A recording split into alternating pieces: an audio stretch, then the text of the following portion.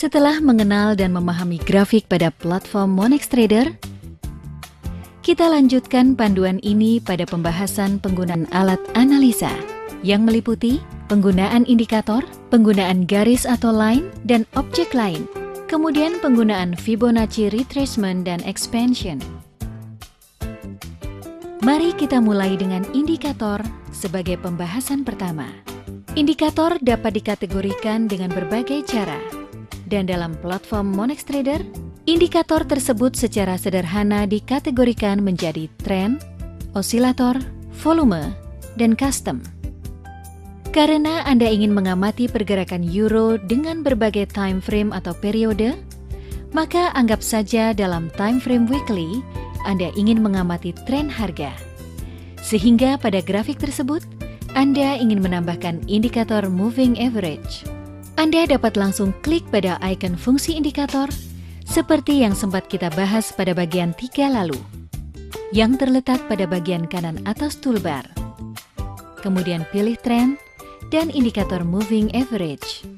Sekilas terlihat bahwa moving average adalah rata-rata harga yang diperdagangkan sepanjang periode tertentu yang digunakan untuk mengindikasikan tren atau kecenderungan pergerakan harga.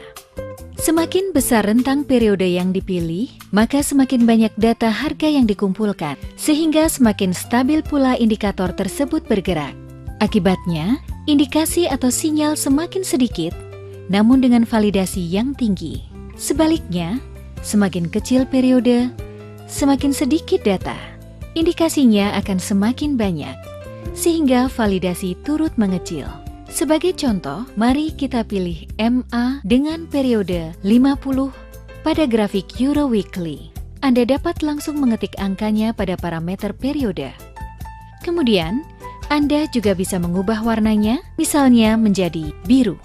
Dan setelah yakin, klik OK. Pada grafik Euro USD, moving average periode 50 sudah terlihat. Dan Anda dapat memperbesar window grafik dengan cara klik 2 kali, kemudian scroll pada mouse hingga grafik tersebut muncul secara proporsional. Teorinya, MA memberikan indikasi turunnya tren jika harga berhasil ditutup di bawah garis MA, seperti yang ditunjukkan pada layar. Dan sebaliknya, mengindikasikan tren naik jika harga berhasil ditutup di atas garis MA. Karena grafik daily juga merupakan grafik dengan jangka waktu yang cukup panjang, maka sebagai contoh, Anda juga bisa menambahkan indikator MA dengan periode yang sama.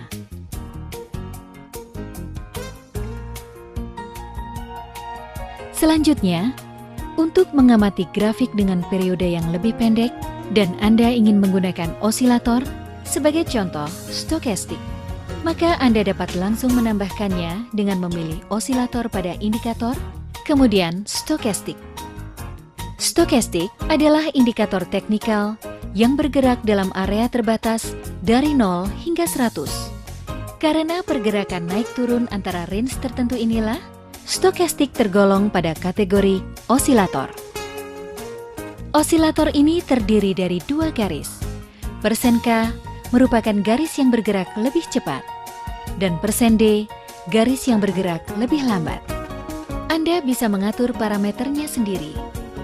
Dalam hal ini, kita akan coba gunakan nilai default. Untuk warna garis utamanya, kita dapat menggunakan biru, agar terlihat lebih kontras. Kemudian, klik OK.